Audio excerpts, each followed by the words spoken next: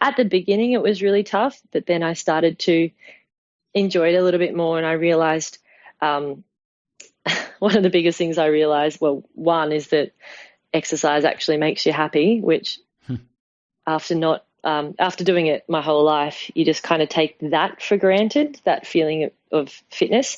But the other thing I learned too is how much more productive you can be in a day when you're not completely exhausted from training. Well, we train 3 times a day, 6 days a week. Welcome to the Effortless Swimming Podcast, the show that helps swimmers and triathletes love the water, become a better swimmer, and live a better life. Here's your host, Brenton Ford. Welcome to the Effortless Swimming Podcast. My guest today is Harriet Brown. She's a World Ironwoman champion, NutriGrain Ironwoman Series champion, Australian team captain, and Molokai to Oahu paddleboard champion. Let's get into the podcast. So Harriet, thanks for joining me on the podcast. I've known about you for a couple of years. I went to college with your sister, and then sort of met you a couple of times down at the Pier pub in Melbourne, and we got to catch up and do some underwater filming at a couple of months ago on the Gold Coast, and I posted that footage on our Instagram, and I think people really appreciated seeing your stroke underwater because you've got such a nice stroke, and it was really good to be able to see that. And we were talking before, and you were saying you haven't really had much underwater footage taken, and what was it like for you to be able to sort of see how you swim and then be able to translate that back to your own training and your technique? Yeah, thanks for having me on. That technique session that you did with me with the underwater footage has actually helped me so much. I'm a bit more of a visual learner, and to actually see what I was doing and to make a few of those changes, taking it back to swimming has really helped me. I think the number one thing that helped me the most is that, so you were mentioning that I was coming across too far in my stroke across my body, and I need to keep it more in line with my shoulder. And since I've made those changes, I haven't had shoulder issues, which I've had ongoing for my whole career, my whole swimming career. So it's been awesome. Thank you. Yeah, it's well, you were saying that your coach has mentioned it to you a lot of times about that crossover at the front of the stroke, but it's not until you actually saw it that you fully understood how far across you were coming. And it's just one of those things, isn't it, that it's very hard. What you're perceived to be doing is very different than what you're actually doing. And it's great to hear that you haven't had those shoulder injuries. And one of the things that you tend to see in that when you slow footage down is you look at some of the positions that the shoulder is in through the stroke, and let's say it is across the body, or it can be in quite an uncomfortable position. If you're doing several thousand strokes across the course of a week, it's it kind of makes sense that there would be issues there. So it's really good to hear that it's helped with your shoulders. And speaking of injuries, at the end of last year, you had probably one of the worst injuries that you've had, and it happened to be in the World Championships for the surf lifesaving. You were Australian team captain, and you managed to break your foot on the first day. Do you want to tell that story and what happened there?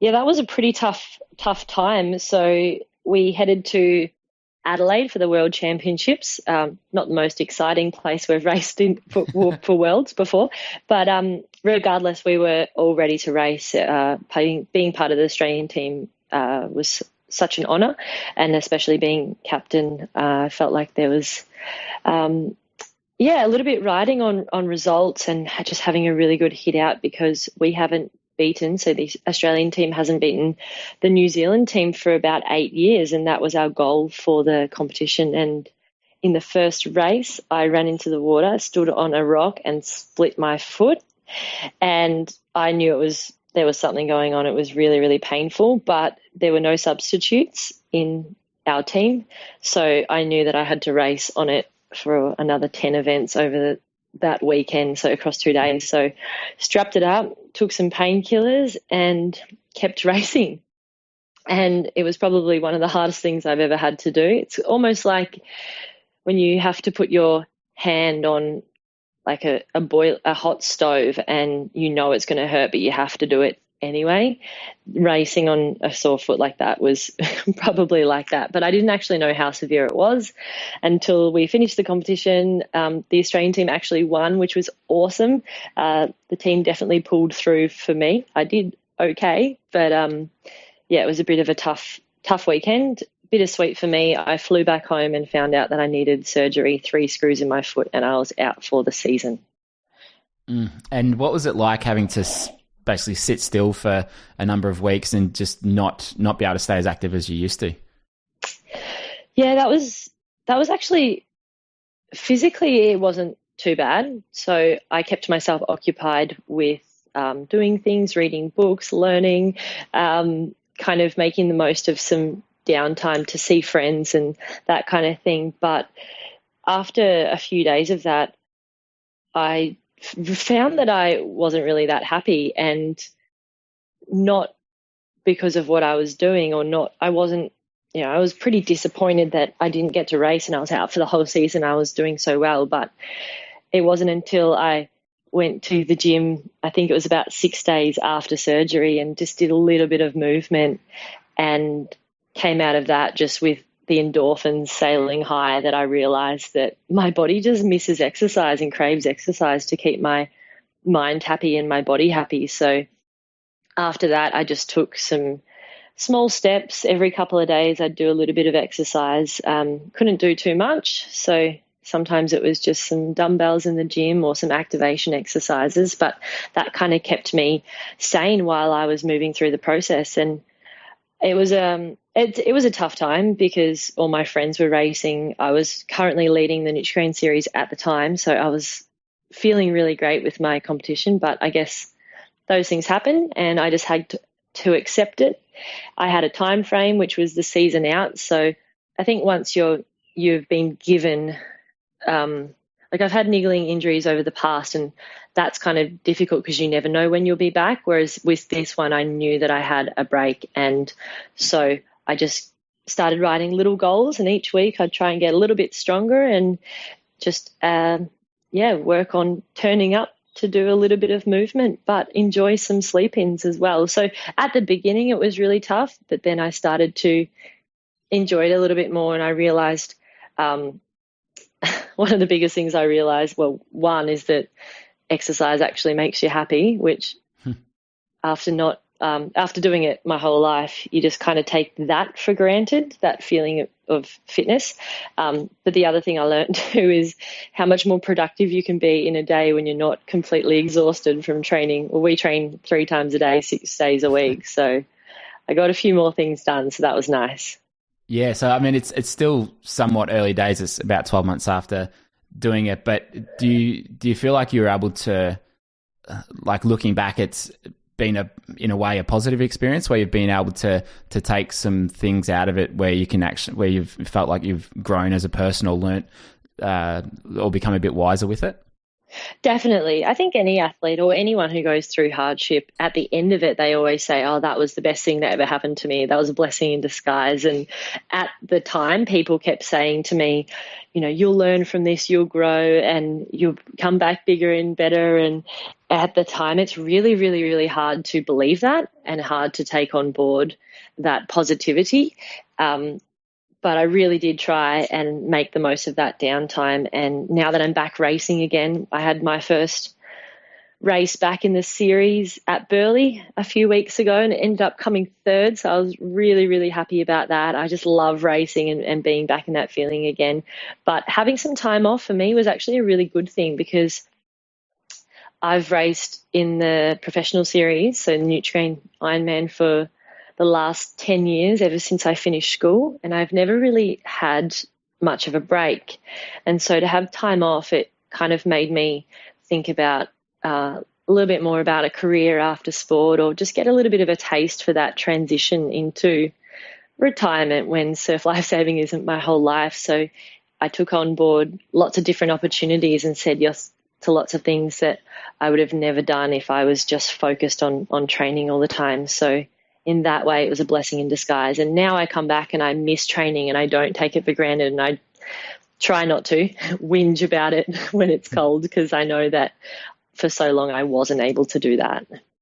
Yeah, it's certainly, as soon as you can't do something, you get a much better appreciation for it. Like I came off the mountain bike 4 weeks ago, and I'm just starting to be able to swim again. And before that, I was probably swimming the best I ever had, and I was really enjoying it. I wasn't taking it for granted at the time, but now I just think, if I can't swim and surf, I'm not the happiest of people. So now that I'm glad that I can get back into it, but I've still got to take it steady for probably another, 4 to 8 weeks. But and in it right now, it's like, I can't see it being necessarily a positive experience, but I'm sure it will be by the time that I can fully recover and look back, and there'll be something that I can take out of it. But it is good to have that break, because it certainly gives you the appreciation that you may not otherwise have when you're in the thick of it, especially for 10 years. I mean, that's a long time to be training that much. And, it's what was it like for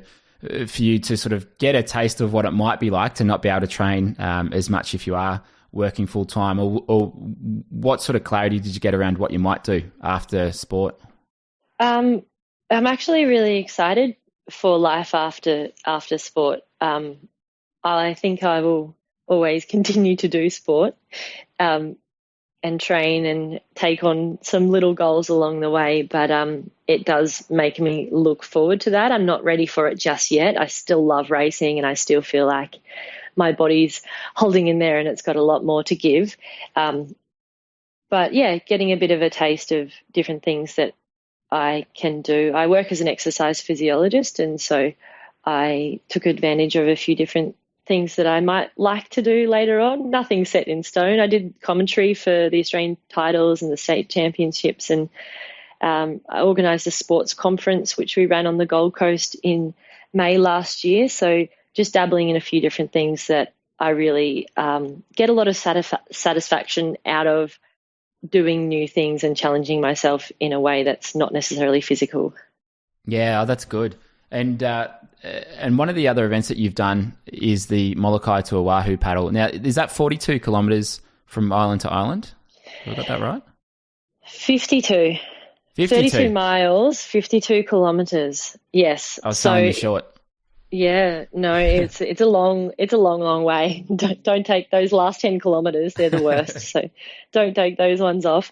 Yeah, it's a huge race. The Molokai to Oahu, it's one of my favourite events. I have done it 3 times now, and it's a crossing from one island to another in Hawaii, and you fly over the day before to Molokai, and that's probably the craziest thing. You look out the window and see where you'll be paddling back from the next day, and that's really, really daunting, and it does scare me a lot seeing that. And then on the next day, we all wake up on that island and we start the race. And at the beginning, normally you can't see Oahu where you're paddling to. So you're kind of out in the open ocean, and it's really, really rough. It's called the Channel of the Bones. It's one of the deepest shipping channels in the world, I think. Not too sure. Anyway, it's really dangerous, really rough, but that's why we love it too, because sometimes you get the best swell and the best runners pushing through there. So it's a pretty cool race, and there's a support boat that goes along and feeds you. Well, my sister came with me this year and jumped off and switched my drinking bottles around and gave me some gels. And yeah, it was really tough. This year was probably the toughest. I was coming second all the way until the last 2 kilometres, and we had a sprint finish, which when you're paddling for 5 hours is mentally really tough. What was it like having to dig that deep after 50 kilometres of paddling? Had you been to that place before in different races, or was this something on a whole new level for you? Molokai, it is a whole new level for me. Generally, when we race in the NutriGrain series, the races go up to about an hour, whereas this one is 5 hours of paddling, and you're on your own out in the middle of the ocean. You have your support boat there, but you can't really talk to them because there's so much chop and wind and swell. So it really is just 5 hours of me and my thoughts.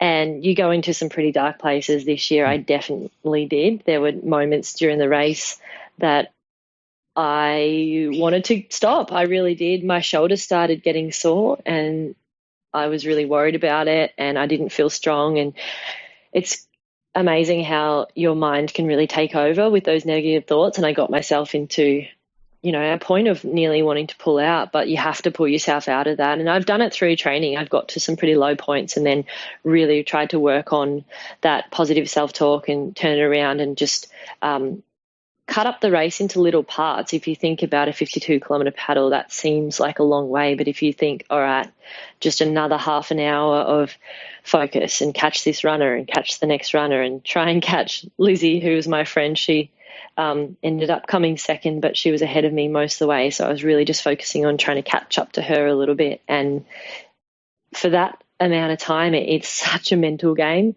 and you go on a roller coaster of emotions. And then sometimes I feel like I'm distracted and I'm thinking about other things, and then I'm like, no, Harriet, back to the race, focus on what you're doing. And there's flying fish jumping out of the water and turtles and some other paddlers around that you start to see. And there's also the tracking as well, so you need to make sure that you're on the right line, because the currents change, the swell change, the tides change. So you kind of make a plan with your support crew during the day, the morning before, but things change throughout the day. So you kind of have to read the ocean as well. So it's a pretty cool race. It's really, really challenging just paddling with your arms for that amount of time, but it's super satisfying at the end when you finish it.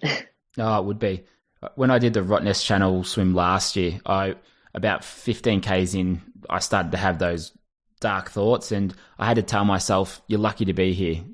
A lot of people wouldn't get the chance to do this, and I just had to convince myself that I was lucky to be doing the race, and that eventually got me through.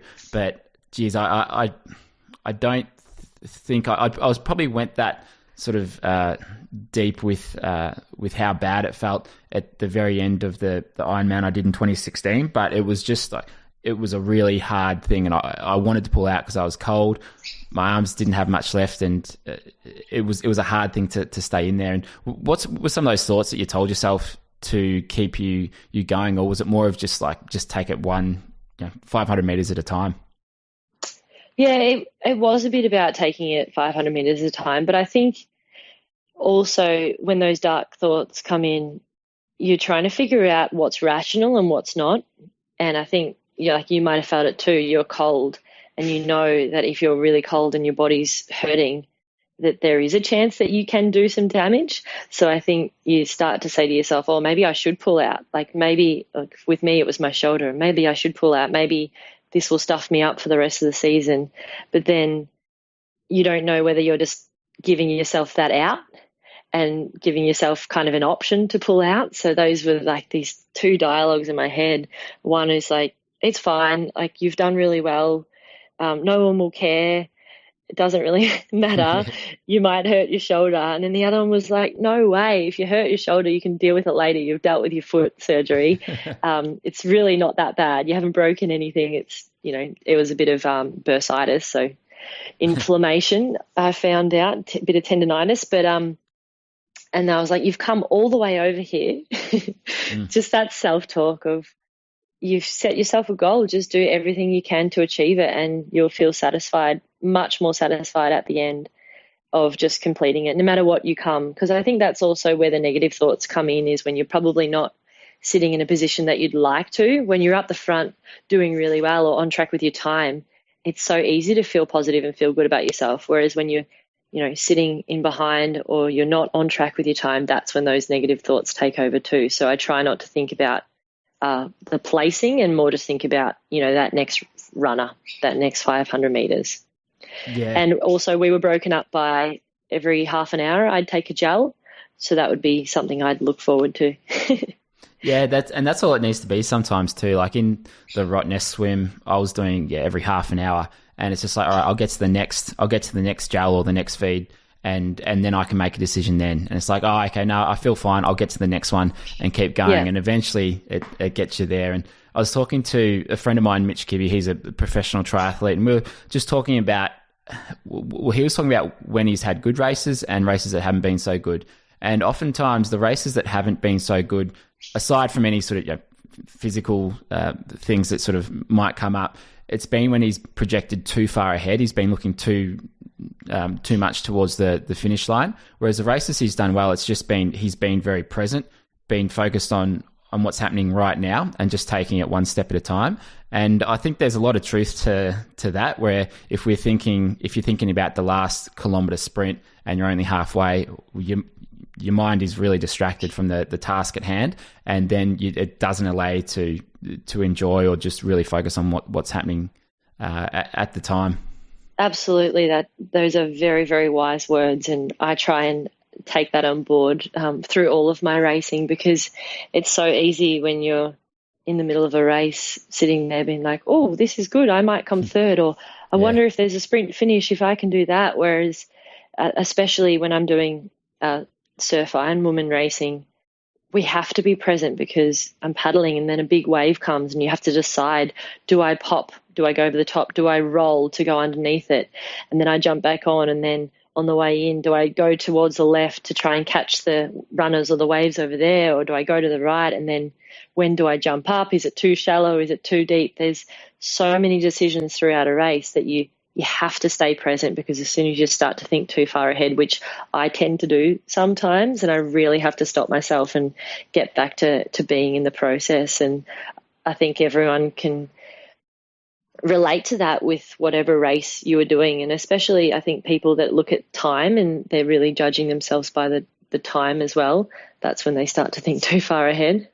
Yeah, absolutely. And what is it that you love about racing? Oh, well, I love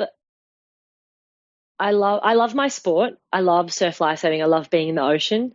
I grew up doing a lot of different sports. Up until 18, I did about 5 different sports, not all of them all that well, but I loved surf lifesaving. 1, because I was naturally not too bad at it, but 2, I just loved being at the beach and being in the ocean. And I love that you can turn up to a race and you've got so many different things going on. You never know what you're going to get. So the ocean is different every day. I love that factor. That's probably more what I love about training, actually. Turning up to the office and it's different every day. What I love about racing is I love challenging myself to get to the position that I feel as fit as I can. So you're gradually building up training. You're trying to go faster in the pool. You're trying to go faster on the track, on the board, on the ski, and factoring that recovery. And it's just such a science behind it all. But when it comes to the race, I love the feeling of standing on the line, knowing that I've done everything possible that I can to get myself in the best possible fitness feeling. So it's kind of like a body thing that you feel. I don't know if I can explain this very well, but I love pushing myself to see how hard I can go and feeling really fit. So then when you stand on the line, you feel confident. I hate turning up to a race and not feeling good. I don't like racing like that.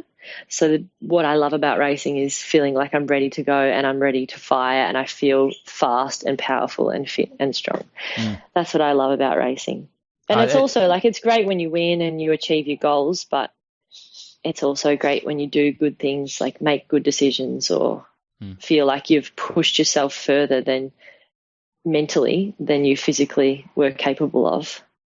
It makes perfect sense. Like I think back to the main races I've had, and if you've eaten well, and like this can be over the course of several months or even the entire year, where if you've eaten well, you've done the strength work, you've done the training, like it takes time to get to that point, but in your body there's something there where you just feel like you are, like you've built that engine and you just feel so strong and so confident that you just want to see, like you want to test yourself and see what you're capable of doing after all of that hard work. And that's what I think it's really all about. Like it's about the feeling that you have around that and the emotion. And like, yes, results are great, but at the end of the day, it's really comes down to the things that you're proud of and the things that you enjoy doing. And yeah, I can relate to that. And that's why I'm sort of like right now, because I haven't been able to do much with this shoulder. Like frustrating. It's frustrating, and I haven't got that confidence in the water where I can't pull through with any power, and it's just like it is a frustrating thing. So you probably wouldn't enjoy racing now.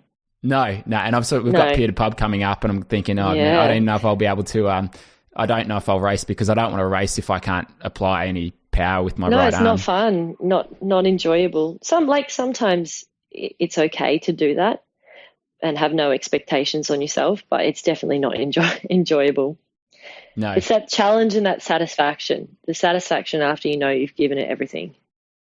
And how do you go through the 3 sessions a day, 6 days a week? How do you maintain your body and your recovery and your sleep? What's your general sort of structure for a week? So this is something I've been working on and probably learnt a lot over the years about. I know that everyone is really different, and some of the girls I train with, you can tolerate a lot of load, and some of the girls don't tolerate as much load. So when I say that, I'm training at Northcliffe Surf Club at the moment, and 8 of the girls are in the NutriGrain series out of 20. So it's a pretty competitive squad. So we're all training with each other, pushing each other hard all the time, but it's also hard to go hard every session. So for myself, I've put a few things in place to just make sure that I'm getting the best out of my training, because it is very easy to get caught up with training either too much.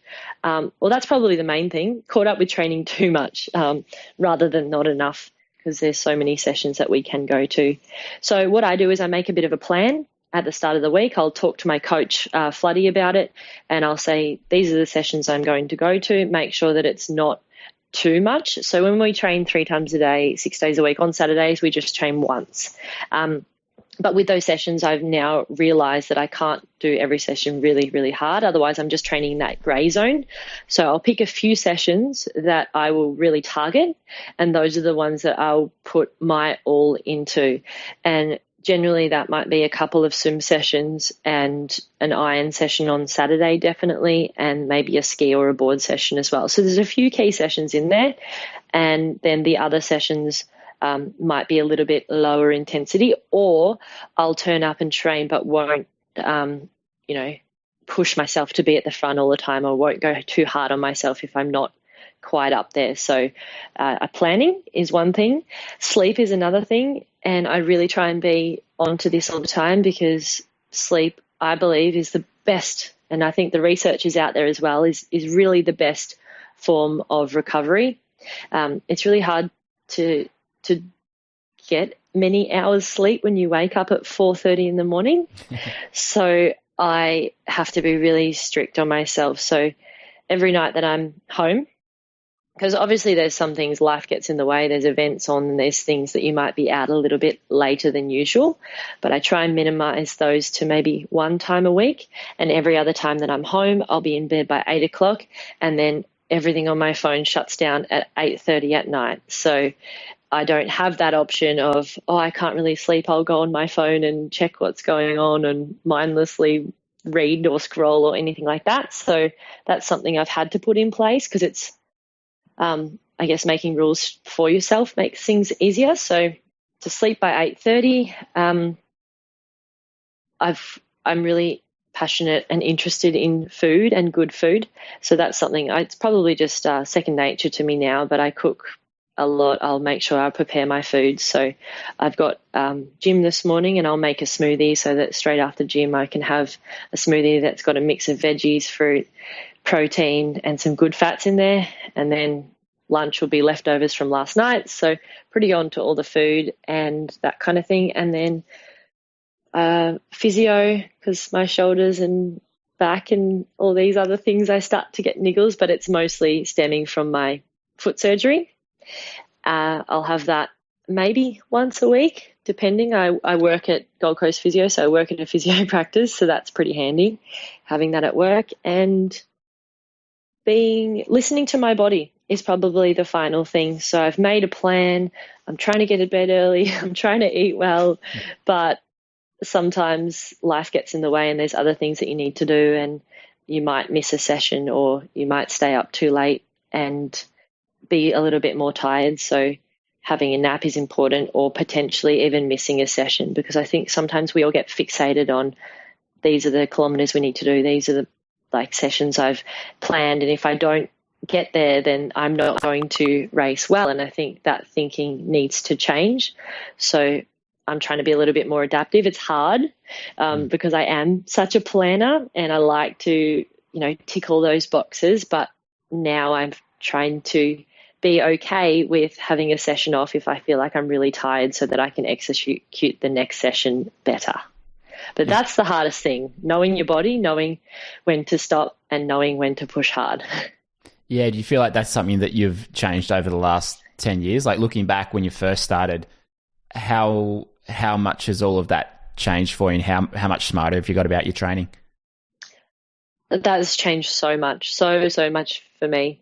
When I first started, I guess, racing the NutriGrain series, I was 19 and I was studying full time at uni, but I was also living on campus. I'd moved away from home. It was quite a new lifestyle for me. I didn't realize how much my mum did for me with cooking and cleaning and all of those other things. And so, working, studying, training. And I was so keen. I would just train every session hard and probably not get enough sleep and ended up getting glandular fever. So that was probably my biggest lesson in learning how to rest and recover. But after that, I started getting stronger and I was just, I guess I wanted to race and do well so badly that I was willing to just turn up to every session and go hard in every session. That for a few years there, I'd start on Monday feeling really good. And by Thursday morning, I was swimming terribly because I just went hard at every session. I was so keen, and it would get to Saturday and I'd be wrecked, and then I'd rest, and then I'd start all over again. So I'm trying to avoid that at the moment. That's something that I noticed when I was sort of training 9 sessions a week. It was like I was similar to you. It was every session I want to do it hard because I felt like that's what was going to make me the best swimmer that I could possibly be. But as you said, like that's a lot of time spent in the grey zone, and I was pretty broken down halfway through the week. And the swimmers who didn't have that same sort of work ethic oftentimes progressed more and performed better, especially on race day, because they might have been a little bit lazier because they took some sessions easier, but then in those fast ones, like they applied themselves and they actually got a lot more value out of the training because they weren't pushing every session. But like looking back now, I can realize that. But at the time, it was a little bit frustrating because I was the one who was training the hardest, yet those guys who had a few more lazy tendencies were the ones getting the results in competition. But everything sort of makes sense in hindsight. Yeah, it all makes sense now. And I think a lot of the research and a lot of the training methods are now focused a little bit more on changing that intensity up.